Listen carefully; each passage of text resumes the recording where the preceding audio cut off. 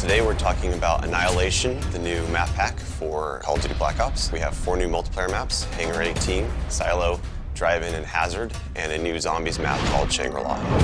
Hangar 18 is based in the highly controversial Area 51, and it has a lot of Easter eggs that play up the conspiracy theory aspect. Hangar 18 is a medium-sized map. It has a pretty classic multiplayer gameplay structure. All the paths lead through and around the hangar. It kind of caters for all game types. You've got your close quarters going through the hangar. You've also got some sniper points as well. Strategically, you want to hold down the hangar. If you can work with your teammates to really control the 4 main flow points, then you're going to dominate the map.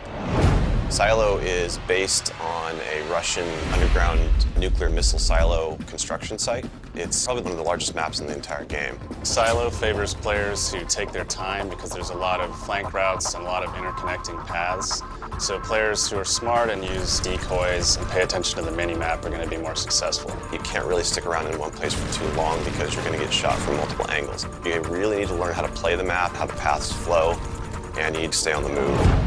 Nuketown was a really hugely successful and popular map with Black Ops, and we wanted to do another map in the DLC that kind of emulates that style of gameplay. Drive-In's a fairly small map, but it does have a variation of battles. You've got the wide open area in the middle, the actual Drive-In itself, but then you do have close quarter battles down the side.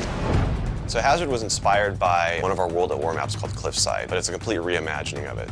We've actually turned it into a golf course. It's a great level. Hazard is probably one of the only maps in the game that focuses almost exclusively on long-distance engagements, and the long-range snipers and LMG gunners and assault rifle guys are going to have an advantage. You're definitely going to want to avoid the fairway if you're not a sniper and stick to the edges of the map where there's some more intense choke points and medium-range engagements.